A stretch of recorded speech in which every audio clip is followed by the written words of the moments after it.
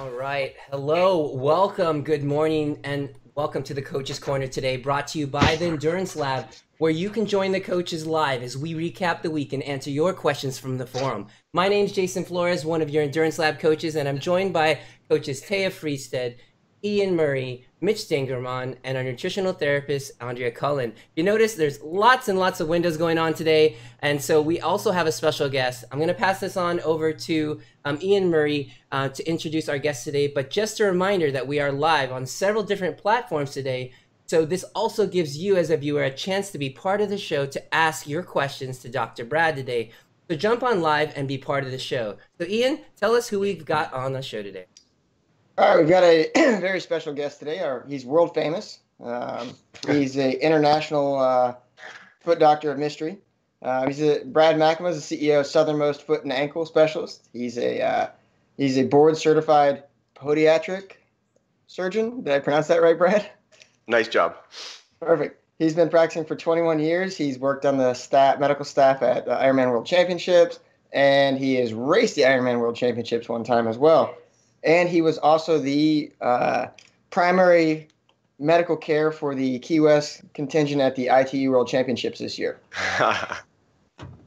That's quite so a he's actually very well known in the Florida Keys for solving thousands of people's problems with their feet from cycling and running. And if you actually drive down the Florida Keys, as you get closer to Key West, you'll see a number of billboards with Dr. Brad up there, and he's the guy who keeps people running in the Keys.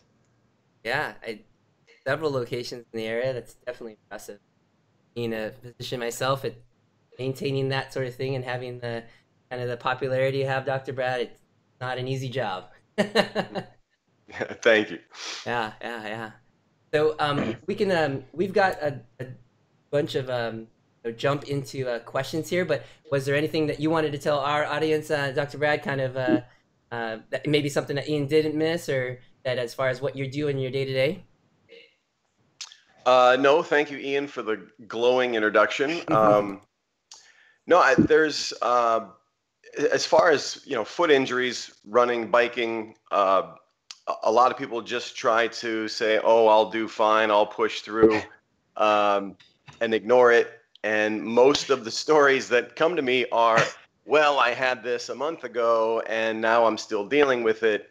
And most of the stuff could be addressed early. So I'll just start off with that right off the bat. But I think it's human nature to ignore the problem, think it's going to go away. But a lot of times, real quick intervention, it shouldn't be a big deal. A lot of time. So, okay.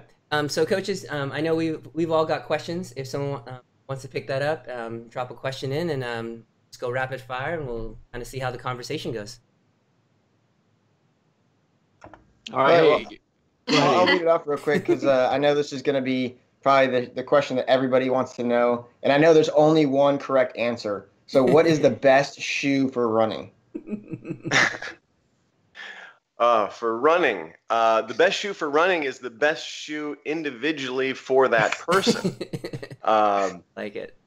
And I mean, I could go on and on, but the simple shoe fitting question, I'm going to work a little bit backwards of why do people come see me with foot problems? And I would say the majority of the running foot problems are from the wrong shoe type, and too old of a shoe. And it's really, everyone has their biomechanics and should be picking a shoe based on their biomechanics, not the color, not the ad. Whoa. You're telling me that color is not as important as the biomechanics of a shoe? Come on, Brad. Well, and then who's wearing the shoe? If somebody famous was fast in that shoe, then exactly. I don't know why you shouldn't be equally as fast. So yeah, someone coming in with a hot pink Newton that runs a 12-minute mile, has a stress fracture. We've got a lot to start talking about. And that's the typical scenario. Someone just says, "Oh, it was lightweight, it was cute, it matched my outfit." Yeah, but the word pronation never came into the conversation. So real simple, there's a cushion shoe, there's a stability shoe, there's a motion control shoe. And you should buy the type of shoe, not the color. Or if I say even one step further, when you go to an example of a racing flat or Newton or a 4-foot or mid-foot to 4-foot driven shoe with a low heel drop, you're selling a running style, not just the shoe itself. And that's what the ad should be, saying, hey, do you run a 6 or 7 minute pace? Okay, you can get this shoe, not, hey, look how flashy the shoe is. So there should be labels on the box, warning, are you overweight? You can't wear this. Warning, if you overpronate, you're going to have tendonitis with this. Heel drop's been a big thing as well, where people don't realize what a heel drop is. And just a quick, I'll throw this example. Heel drop measuring the back of the shoe to the front of the shoe. This is a traditional 10 millimeter heel drop. Well, when the minimalist shoes came out, they started making a 0 drop, where this was literally flat across here. A lot have morphed back to a 4 millimeter or 5 millimeter, and there's nothing wrong with that shoe. It's just you need to be aware that if you don't have the Achilles flexibility to let your heel drop, you're going to have some serious Achilles tendonitis or calf pain or injuries and be wondering what happened to me. And it's because of your new pretty shoe. Yeah. So I've experienced that myself, but for, literally your heel drop story. But what can an athlete do as far as getting help on that shoe choice? There, different shoe stores, if you have a shoe fitter or someone, that's very good, can help. There's, you get on a treadmill in these fancy running stores and they can help you with that. But down here in the Keys, it's me. And there's no other, there's no store. There's not even a store. It's all online. So, but I do have a lot of patients that I went to Miami, I went to this big running store and I got on a treadmill. I say, well, who fit you? And it's some guy. And usually there's one expert in the store, but they train some high school kid that showed them. So yes, there are places and ways to get it checked, but I can't say that it's always completely accurate. And the other one is, they'll come in, I'll say, well, how fast did you go? And they say, oh, I went all out. I didn't want to be embarrassed. And they're in some full-on sprint on this treadmill. You run a little different. When they're normally an 11-minute mile pace. And I said, well, of course, if you're up on your toes, you're not going to pronate. It doesn't matter if you're on your toes running. You can show anything you want. So, yes, there's avenues, but it's not about just a teenager in a treadmill in a fancy store. If you ask, I guess the best advice there is if they went to a running store, say, get at least a little bit of credentials of who's doing the analyzing. So how accurate is what the shoe feels like? Like in Ireland, all our shoe shops are very small. And when I was in the States, I literally put on every shoe. And despite what I may have wanted, I went with what felt best. And I didn't have an issue after that. But I'm also afraid to change the shoe. Which was a Brooks, quite well supported shoe. And I know it's not the fastest, but, I haven't had an issue. Yeah, well, two things on fit. One, obviously, the shoe needs to fit your foot, and there's a lot to be said about fitting of the shoe. And there's two things here. One is the support of the shoe and the actual overall fit of the shoe. So one, it needs to fit, and it's not one of those things where I hear a lot of people say, oh, it'll stretch out, or, if it doesn't fit right away, it doesn't fit. It's not going to fit later. Other people say, oh, get an extra size up when you buy a running shoe. Well, so you're going to go in the store, find that, oh, this fits me perfect. This is an 11. It fits like a glove. I'll take the 12. No, you get what fits you perfectly, but make sure there's enough room in the toes that that it's not too tight, that it does want to feel good. A little bit of room left. Yes. And of course, wearing the socks you're going to wear, measuring and wearing these first thing in the morning when you're not swollen. If your foot's swollen at the end of the day, that's going to be a different foot than than in the morning. Or if you run late in the day, maybe you do want to try it on later in the day. So fit is important from that standpoint. But even if the shoe feels good, because now they've got memory foam and all kinds of fancy things so you feel great in the shoe, but that may be a complete cushion, unsupported shoe that only a perfect neutral runner can wear. So there's a lot of people that say, oh, the shoe is so comfortable, and I think that's where they get in a lot of trouble. Like Skechers had these super comfortable, almost like slipper-like shoes, or the Nike Free that a lot of the kids are wearing, and all these injuries come in because they're like, oh, it's so comfortable and lightweight and cool colors. So yeah, that's something you could put on in the store and be extremely comfortable with, yet if you overpronate, you are in completely the wrong shoe. So comfort, yes, but comfort within the category of the shoe that you need for foot type. I guess that's the best answer to that one. So is to really understand, are you a neutral runner? Do you overpronate, or do you really overpronate, are the questions. So once you know that, I think that opens you up to, okay, here's my window of the shoes that I can look at as far as comfort and color. So I think that's really step one for fitting, is to know where's your neighborhood. And then so for somebody like me, I'm not a runner. I might run occasionally when I'm on vacation and I don't have access to a bike. Running away from something. I can still get injured though, right? I can still get injured. Well, one, for not knowing how to run, but two, for the wrong shoe. But when you go, so I guess I'm saying that because I'm an ignorant when it comes to getting the right fit for running. When you go to a store then and you try and you have somebody assisting you in choosing the correct shoe, do you have to run for them to see how much you pronate, or is it possible to see it other ways? Yeah, you can actually just, if you stand barefoot and stand on one foot and just look and see how much does your foot roll in, you can tell just looking at that.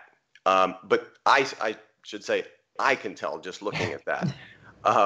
It may not be for everyone, but and most people know, they say, oh yeah, I've had a flat foot my whole life, or they say, no, I'm pretty good. If you look at other people's feet, if you look at your foot and there's a nice arch there and it doesn't flatten out completely, or if you ever walked on a beach and you look at your track and say, what alien was that? There's different things that are there. So no, you don't have to have a treadmill. You don't have to have any of those things. It's more about how much motion is there, and just looking at someone's foot, you can see it. Okay. Also, if you've had shoes and they wear out horribly and look like a big wedge angle in the heel when they wear out, that's telling you something as well. And the typical pattern, and this is very confusing, is if you take the outside corner and this wears out on the outside corner, is actually a sign that the foot pronates or rolls inward. And everyone says, well, I roll out because my heel wears out on the outside corner. Point. And so when it rolls in, everyone comes down, yeah, like that. That's my husband too. Interesting. So everyone comes down in a varus, or their foot out here.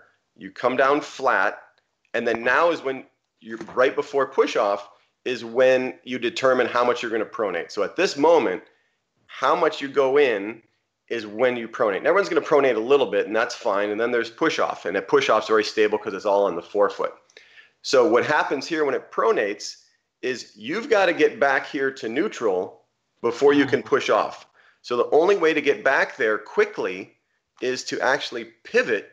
There's this little micro pivot that takes place, and it's on the outside corner of the foot. If you ever watch someone who really pronates, you can watch in slow motion, and their foot's actually pivoting like this, then pushes off, because it's the fastest way to do it. So if that's worn out completely, it's usually someone that needs an orthotic in their shoe and or a stability type shoe. And again, stability shoe having the extra buildup in through here, and of course reinforced all the way through. One more note on the stability versus cushion shoes. I'm saying, oh, stability shoe, I'm wearing some kind of orthopedic clunky shoe. And basically there's the cushion shoe and the stability shoe is just a difference in density of the materials on the medial side, and or a little bit of a buildup or plastic or carbon fiber plate inside there. Interesting. So could we transition a little bit to cycling for a moment? And of course, there's also the choice of shoes for cycling. And I think for cycling, at least what I hear a lot is people complaining about the arch or the top part of the foot being, let's say, too high or too low, and finding something that fits there versus how it feels, right? Because you're not walking with that shoe, obviously. What are some of the common complaints that you hear or issues that you see with cycling shoes? Well, with cycling, there's obviously, again, there's fit, and someone as myself with a wider foot, real limited if you've got a wider foot as far as a cycling shoe, and most are really narrow. I mean, a lot I couldn't even look at, let alone put them on. But I did find certainly Shimano and Bont. Here's my shoe, Bont Riot, by far one of the wider shoes. And of course, when you get a toe that's a little more natural shaped, you can get a wider foot in there as opposed to some of the more narrow toe box. So first of all, just getting the right company of a shoe fit is number one. And of course, then whatever straps are on you. I've had patients come in and say it's too tight, and I say, well, did you loosen this strap? They say, oh, I didn't know I could. I said, well, yeah, it's Velcro. That's what it's designed for. And some are heat moldable, and there's some of those options.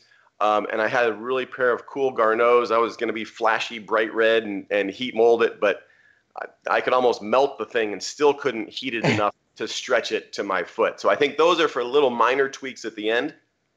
But I think just getting the right shoe brand that is going to fit you, and I'm sure everyone has just written off certain shoes, just I can't wear that type of shoe. So getting the right shoe to start with. Other things, as far as the insole inside the shoe, and if someone has a high arched foot, there's not a lot of room inside there, but all of these insoles inside the shoe, are removable, and some are real thick because they want to give you extra cushion. They want to attempt to give you a little arch support. I mean, usually it's just extremely thin, but changing this out and grabbing another, let's say just a real thin insole and just drop that in is going to, those couple of millimeters can make a big difference. So if you're talking about just fitting of, as far as the top of the shoe is concerned, that's part of it. But most of the time I'll find someone's complaining of something too tight here is they're strapping the shoe down or tightening it to hold it on their foot. And there's a different fit issue going on rather than the wrong shoe. They're trying to clamp their foot in because the cleat's in the wrong position or just their mechanics are off completely.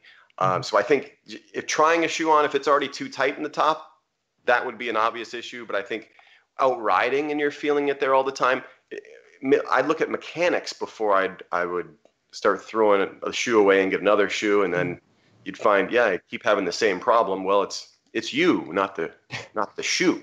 Yeah. So getting that bike fit and getting, I'll give myself as an example. I had a bike fit recently, and the fitter, the specialist told me that I had a 10-degree rotation on my right foot. And so that had to be corrected with a wedge between the cleat and the shoe that was, putting my foot in the right position. I was having knee pain on that leg. So that corrected the problem. The other question I have for you on the cycling part is hot foot. So some cyclists complain that they have hot feet and nothing. And from what I understand, the feeling that your feet is super hot, that you just want to run them through cold water is not a temperature issue, right? Is it an issue of pressure? Well, this is going to be a several part answer, because that's your number one, the hot foot issue. And first of all, burning in the foot is a true burning, like on fire burning, is usually nerve pain when it's really burning. There's another one where it's the intrinsic muscles. There's little tiny muscles between each of the metatarsals, and those intrinsics can just be on fire from firing and firing when they really didn't need to be firing so often. So if I go back to let me do one thing first. Let me show you a true pathological problem of the foot. Well, then we'll get that out of the way, and then we'll talk about general hot foot pains. A neuroma, here's my dramatic photo of a neuroma. Let me see, can you see that? Oh. Right there? Yeah. Okay, see the bright yellow right here? Mm-hmm. That is basically a nerve going between the third and the fourth metatarsal head. And when it's actually pinched or compressed, and if you think of the nerve like a wire with insulation around it, the metatarsals are rubbing up against there. This insulation gets bigger and thicker and thicker, and fibrosis. And it's an actual, neuroma would indicate nerve tumor. It's not really a tumor. It's just an enlarged coating around the nerve in that space. So if you truly have, again, that going on, and your foot is being pinched from side to side or getting tighter, then you're getting numbness or shooting. And when that's in between the third and the fourth toes, and it's specifically there and it radiates out, or numbness, and you want to take your shoe off and just rub it, that's truly a neuroma. And so that's going to be when there's an isolated issue that it's not really going to matter what shoe or other mechanics that we're talking about. There's something going on in there. And it's very common with runners and cyclists, anyone that has a real narrow shoe. Now, if you're out there for a 100-mile ride and you're starting to swell, well, that's going to create pressure as well. So it might be fine in the 30 and 40-mile rides, but when you get longer, then the symptoms come on. And so a neuroma is one item to look for, but specifically there, it's about 85% of neuromas are in that space. You can have other neuromas, but that's where they really are the most. So there are treatments with that. We give different injections, surgery in extreme cases, but there are some injection type options for that. So that aside, that would be the one thing you want to check, make sure you don't have that and that this burning is all over. Now, the burning pain in general and hot foot, so to speak, a lot of times, again, goes back to the mechanics of the foot. If the cleat is in the wrong position and the foot is working too hard, where this goes back to let me show you another picture. And I get a lot of people who come in and say, well, my cleat was it was on my fitter, put it in the perfect spot. It's right under the ball of my foot. And so a lot of fitters, they say, well, here's the big toe. And we look at, here's the big toe joint. So let's put the cleat under the big toe joint because I can find that. Well, if you look at the metatarsals, they actually go on an angle from the first to the fifth on an angle. And for regular people, metatarsals are your toes. Yeah. What's it? Yeah, these are your toes that he's showing pictures of. That's right. So what happens are, if you move the cleat back, you're lining it up more with the fifth metatarsal head, which you find to be a little bit more accurate than the first metatarsal, and just depends on who did the fitting. And it sounds almost redundant, but I always tell myself, just move the cleat all the way back. Just move it all the way back almost every single time, and it works. You'd think that some of the shoe companies, I don't know, they're going to start maybe moving it further back. I don't know, but that can cause its own set of problems. But that helps a lot. And why does that work is the question of, so if you're cycling here and it's too far out this way, well, your foot's doing a lot of work in a lever arm like this. If it's back here, then there's not as much of a lever arm as far as what the entire foot has to do work-wise if your fulcrum is here versus here. So, and I see that a lot also with a lot of people doing a spin class where they have just a cage and they can put their foot way forward or way back. And same thing, the dynamics are how much is their foot doing when their foot really shouldn't be doing a whole lot. If this is a closed kinetic chain and you're locked in place, there shouldn't be a whole lot of this going on. You know, some people point their toe a little, but there shouldn't be a lot of that rocking. And so to get back to the hot foot goes in between all of the metatarsals, again, between all these bones are little tiny muscles in there. And they're just stabilizers of the foot. They're not really designed to help you cycle. But if they get overworked from all that micro motion, they're going to become engorged with blood and inflamed and literally hot and swollen. They're going to compress the little nerves in between, and basically the whole foot is just one swollen ball, and it's pressing on everything. And that's when you just want to take that shoe off and just stick it in ice or whatever, but basically getting the shoe off, massaging it and letting those nerves wake up again. But sometimes then they wake up and then all the signal comes flying through that's been blocked for a while, and you just have to sit there with your foot on fire. So to go back to one more thing on the wedges, and I get that a lot. So I'm saying, oh, I was wedged here and angled here and wedged, and it's like, it's a slippery slope to start wedging and angling the shoes when sometimes it just needs an arch support in the cycling shoe. And I know this was many years ago a big thing of, why should we put an orthotic in a shoe that you don't run on? Well, there's some studies, well, probably 20 years ago now, and they did some excellent video analysis of the cyclists with and without orthotics. And they watched their lower leg back and forth with all this excess motion if they were overpronated, because they're still pushing down, they're still pronating, and when you pronate, your leg internally rotates.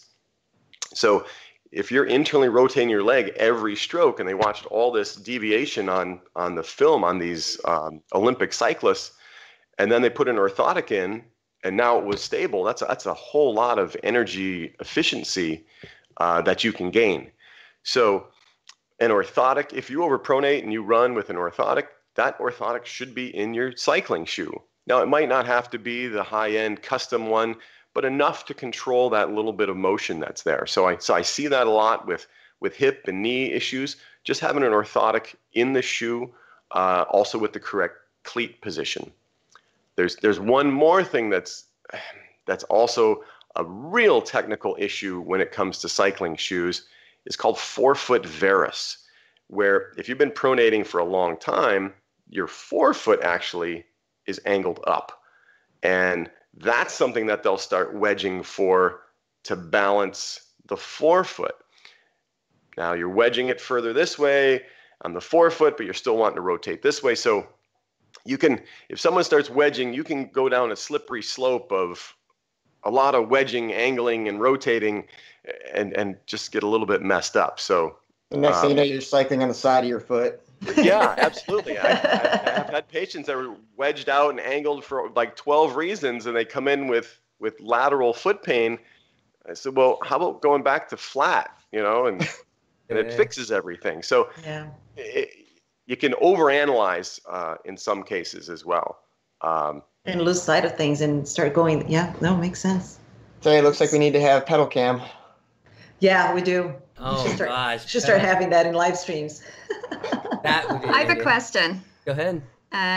So when I started triathlon, all of my problems were at the start with ankles, plantar fasciitis, both feet. And then you start going through, people telling you need this, that shoe, this, that. And it all actually, I feel, went back to my cycling shoes. Because when you start cycling and you buy your first bike, someone generally goes, I'll throw in a pair of shoes with that. And you end up cycling in the pair of shoes that you were given. And I had some Shimanos, and they would actually bend.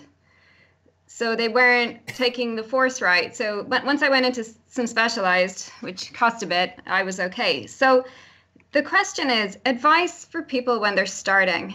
We don't want to go OTT with overanalyzing everything, but where is a good place to start with? We speak all the time on the Endurance Lab about the bike fit. I think that's absolutely crucial, and it's something else no one's really told about when you start. You just get on a bike. So where's a good place to start with bike shoes and running shoes, where you're making smart decisions, but you're also not, getting yourself in a pickle with too much? $900 shoes. Yeah, you don't have to start out and buy that shoe when you start running. Nice. Sorry, that's Nike's new $250 shoe, and it is crazy fast, but no, don't start there because it's going to make you faster. Start where, again, if you get the right type of shoe, there are, let's take, for example, if you take ASICS shoes, they have a stability shoe where it's the Kayano That's going to be their $160 shoe. They have their 3,000, 2,000, 1,000, all stability shoes, but the 1,000 down, you can get last year's model on a sale for $40. But it's a good shoe, quality shoe. It's a stability shoe, and it's going to fit all of your needs as long as it's in the right category. So you can always get last year's color, sometimes 40, 50% off. And that's a great place to start if you're in the right category. And then you start to know what you like, and you're not paying the, high-end retail that says, hey, this came out today, got to have it type of thing. So with running shoes, again, back to the correct type, but you get what you pay for. And the shoes that have the newest high-tech, lighter weight, more stable, you're going to pay for that. But what happens is it trickles down. And that's the nice thing with technology, is what they put in there today at the high-end shoe, you're going to see in next year's second-tier shoe, and the following year, the third, the one after that. So they're not wasting this technology. They're just using the old technology on the cheaper shoes. So you might get that clearance shoe, but it was the super shoe 3 years ago, and so it's still a great shoe. So I think that's a great place to start. One, you can learn about the shoes and what it is, but still have some high-tech technology. Now, the bike shoe really comes down to, and you talk about that flexibility, where, if it's a carbon fiber bottom like this, that's not going to bend. That's not going to move. That's not going to give you all those little intrinsic hot foot areas. And also your transition of power in each stroke, you're not going to lose it because you have a rubber bottom shoe or something flexible. And, you want to put as much power forward, and I'll leave the power statements to these guys, but you can get I would say get the lowest priced carbon fiber shoe that you could get would be the best way to go. I mean, even this one here, this shoe, carbon fiber shoe, about $120. And it's got the same bottom, same characteristics as the $300-$400 shoes. And they last longer than running shoes. Oh yeah, that's a great point. I mean, running shoes, I'm going through them every couple of months. That's a big expense. The bike shoes, they're there forever. So, one got dirty, so you get a new one. So I think it's better until you're no longer allowed to bring them inside because of the smell. Yeah. Now Ian puts a few more miles on, so I think his can walk on their own in some cases. But so yeah, I think if you look at a bike shoe as part of buying the bike, and part of the cost of, hey, I'm getting a bike, am I getting a carbon bike and the shoe goes with it? It's really got to be part of that. I wouldn't go cheap on the shoe, because those foot issues, those hot foot issues, the loss of power, you're defeating the purpose of having the new nice bike. I think the shoe has to go with it, but it doesn't have to be the $500 bike shoe, no. And actually on that, so after having so many foot issues, I got a really good Specialized, and I actually got the cyclist version rather than the triathlon version, because I felt it was more important to be stable and solid in my shoe on the bike rather than worrying about my transition and getting my shoe on quickly. Do you see a difference between the triathlon shoes where you can get in and out of them quickly? Like, would you recommend that they're the same, or if someone had foot issues, they're better sticking with a traditional cyclist shoe? Yeah, great question there. It's, again, whatever is going to fit and be more comfortable for you. Yeah, the triathlon shoe designed to drain a little better, a little more light, more breathable, one strap, quick entry, all of these things. But sometimes with the quick entry into the shoe, you sacrifice some of the comfort. You sacrifice that extra strap that can give you that perfect fit in there. So yeah, if you're doing a sprint triathlon and you need to zip in and out, and you're questioning whether you're going to wear socks or not and slipping the shoe on for a couple of seconds, then okay, that's a factor. But if you're going on a lot of rides and your transition time is going to be 12 minutes anyway, then no, it doesn't matter what shoe that you have. And a cycling shoe in a lot of cases is going to be a better shoe and a better fit for you. So I say look at both every time. And only when you're really racing and need a few seconds does the triathlon shoe come into play. But I think a lot of people they're so biased, whether there's bike versus triathlon. It's like you're crossing into an evil world and you're not allowed to wear that shoe. So I would try them all on, certainly, and not be too biased either way. Absolutely. Ian, did we have something from the runner side of the house, right? Up here as far as like materials running on? Brad actually got most of it. The one thing I would throw in there is the so I personally like to use the elastic laces on my shoes for racing. I don't use them I don't use them much for training, but I do them for racing. What's your take on the different types of shoelaces we have out there? I'm a little bit a lot OCD, so I try everything, and I usually try it on race day just to really put some people stress. Don't do that. And I don't advise anyone else to do it, but I like to really stress it out a little bit, make it interesting. So yeah, I've tried just about all the different laces, and I really wanted to like the stretchy one-time put in place lace. Because I'm someone who puts my shoes on, I tie it to find that perfect. It takes me, probably 12-mile run, stopping every half mile to adjust the laces, adjust, and I get that perfect, tie it tight, and I never untie them again. I put my shoe on with a shoehorn. Even in transition, I use a shoehorn. My own little secret. I still take way too long in transition. That's a whole nother story. He does. Way too long. Cleaning my toes, changing my socks. He's got a lazy God, I'm the same. Oh yeah. So don't ask me about transitions. But with the lace, I thought, okay, this could speed things up a little, but I could never get them really tight enough.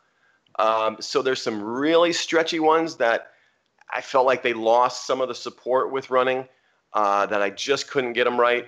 There's some that, there's a regular lace or it's a quick release. So I think those have a little better because they're not as super stretchy. So something that is a little stretch and a quick lock, I think is probably the best bet. But the really elastic ones just lose the whole reason that you have laces. So yes, I think there's a place for them, but also the type of shoe, and to get a little too technical, is the shoes have different eyelets that are in them, and some work real well and they lock the shoe down based on the design of the eyelets, and some are just generic eyelets and you need a traditional lace or it's just not going to work. And so there's all kinds of new technology coming out, and you can see it even in the new Nike, where it's just little tiny pieces here. There's not even a tongue on the shoe anymore. It's all just one piece. And so this I had to tie extremely tight just to hold this on, because this whole top, this fly knit, is just mesh. And I had to crank this down so tight that I don't think I can run a marathon. I have a marathon next month. I'm not going to wear this shoe, even though it would make me faster, no question. I just had to tie this so tight to hold it in place. Basically, Brad's not going to break the 2-hour barrier. That's what I was going to say, but that's not able to ride the Nike. That shoe's going to get you under. It is safe. But the new material that a lot of the shoes have, and almost all of the companies are now coming out with it, all this new mesh around the front, they have designed it where they don't have those seams that cut in anymore to the bunion, and so anyone with bunion and fitting issues of shoes, all the new materials are fantastic because this can all be held in place without the seams cutting in there. So the fit of the upper with the laces and the eyelets, all of the above, you're going to have a much better fit with the shoes. So long story short, I think the elastic laces are going to have a little better edge because the fit of the shoe is getting better with the new technology, but not the really stretchy ones. Do you wear them, Ian? I can't stand them. I feel like my foot is rolling, or I just hate them. My feet have to be happy. So you wear them. I use lace locks on mine. But I crank them down, so there's not a lot of give in the elastic. So when I use them, because I have them in one of my pairs that I always race in, but when I run in them normally, the first 5 minutes aren't always the most comfortable. But then as my foot kind of gets blood going through it and we get moving, then it's fine.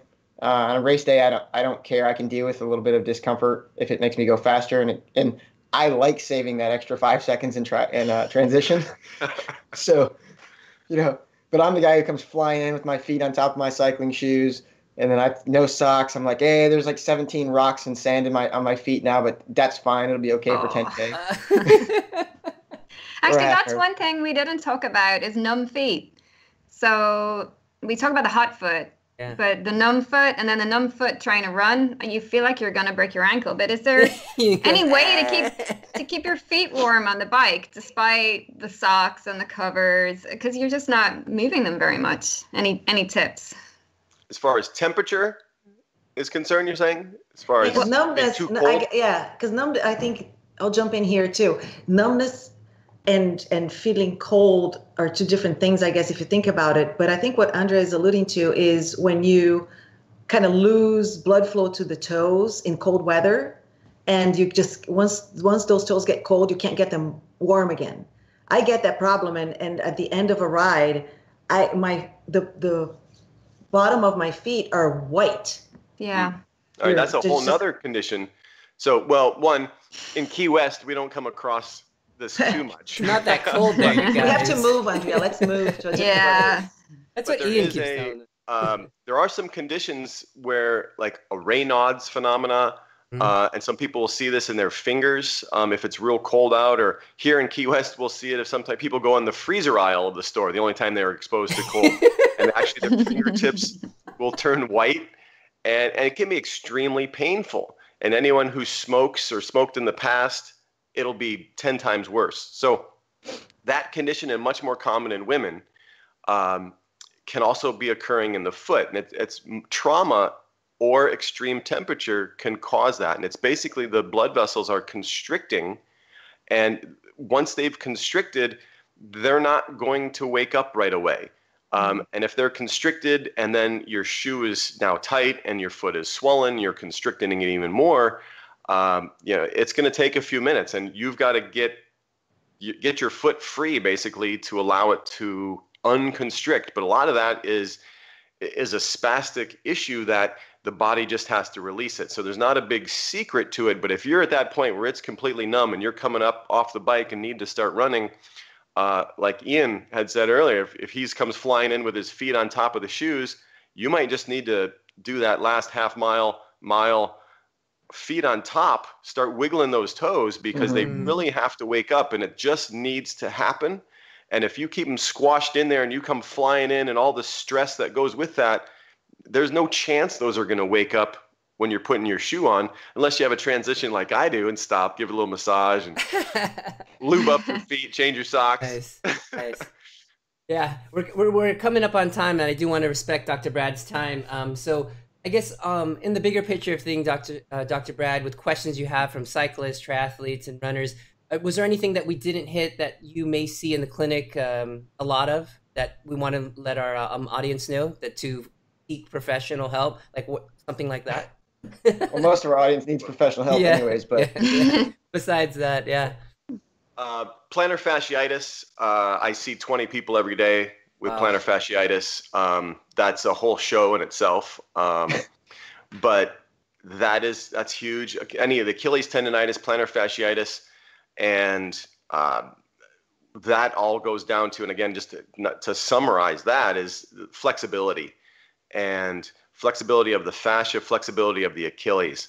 And it just can't stress it enough to increase your flexibility and to help avoid those issues. And everything can be fine, but once you up the mileage, up the amount of time, all of these little weaknesses that you may have come into play. And a lot of it starts with flexibility. And of course, overpronation when you think of plantar fasciitis, but what makes you overpronate even more is lack of flexibility at the ankle. When you need more flexibility, your foot pronates to unlock itself, and then you get a little more flexibility, but again, you just put more stress on the fascia. So I'll leave that one as flexibility as the underlying issue there with Achilles and plantar fascia. Yeah, definitely a big topic that we run into. Maybe a little bit less as cyclists, but definitely when cyclists try to run, that becomes the issue down as far as ankle mobility and that sort of thing. But excellent. From our live stream, some of our viewers did want to wish you a happy birthday, if I'm right. Yes. Some of your patients are on, wanted to say happy birthday to you. But also wanted to ask, kind of where could people find you online? I know you were from the southernmost foot and ankle specialist, but where would you like people to find you online as far as social media or on a website? Our website for the practice is urgentfootcare.com, and that would be probably the easiest. Sounds good. Sounds good. And if you're ever down there where there's only sun, it's always beautiful, and you can get a wonderful tan like Dr. Brad has. You can visit him at any of his offices down there. Was there anything else from the coaches before we wrap today? Thanks, Brad. Appreciate it. Yes, thank you so much. That was extremely helpful. Thank you. Thank you. Yeah, and so we'll have a post on the Endurance Lab forum. If you have any questions after the show's off live, we'll see if we can help as far as the coaches are concerned. If it's something out of our realm, we can see if we can get it to Dr. Brad and if he can put some insight in the forum. I think we're good. Otherwise, a quick announcement about the preseason lab, Taya, or want to just put that in our post for the notes today? Yes, I will put in the notes, but heads up that we have a new lab starting on the 28th. So check out our website, endurancelab.fit, for more information on that. And so just so we're mindful of timing here. Excellent. Again, I want to thank Dr. Brad today, and I want to thank everybody that joined in today watching the Coach's Corner. If it's your first time listening and would like to hear more content from the Endurance Lab, head over to your favorite podcast app and search the Endurance Lab, or head over to YouTube and search the same, and don't forget to click subscribe. And for more information on when the next lab is, head over to endurancelab.fit to learn where you can join us to train smart and get results. See everybody next week.